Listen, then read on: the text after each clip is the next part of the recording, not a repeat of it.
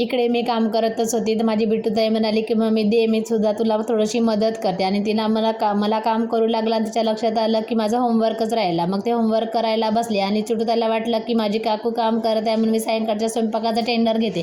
तिनं स्वयंपाकाचा टेंडर घेतला आणि बुलबुलचं मधामधात लुडबुडणं सुरूच होतं. तेवढ्यामध्ये हिच्या पप्पाला आला मित्राचा फोन की माझ्या पत्नीला मी सरकारी हॉस्पिटलमध्ये ॲडमिट केलं. मग त्यांच्यासाठी आम्ही थोडेसे फळ फ्रूट घेतले आणि जाता जाता लक्षात आलं की पहिले ताईची भेट घ्या.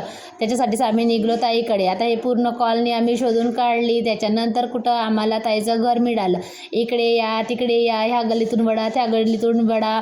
मग नंतर आम्ही त्यांच्या घरी चाय पाणी वगैरे घेतला आणि पोचलो आम्ही हॉस्पिटलमध्ये आल्याच्या नंतर आम्ही ताईला वगैरे भेटला आणि फळं वगैरे देऊन आम्ही निघालो घरी. आणि निघता लक्षात आलं की आम्ही बुलबुल बिट्टूसाठी काहीच घेतलं नव्हतं. मग आम्ही घेतलं हे पायनॅपल. मग पायनॅपल घेतल्यानंतर आम्ही घराकडे आल्याला बुलबुलने या पायनॅपलला कट केला आणि खाऊन पाहते तर खरंच खूप छान आणि गोड असं हे फळ निघलं. मग हे यूट्यूबवर पाहिलं होतं आमच्या बिट्टूने आणि बुलबुलने की याला पाण्यामध्ये ठेवलं तर मुळे येतात म्हणून. चला भेटू दुसऱ्या ब्लॉगमध्ये.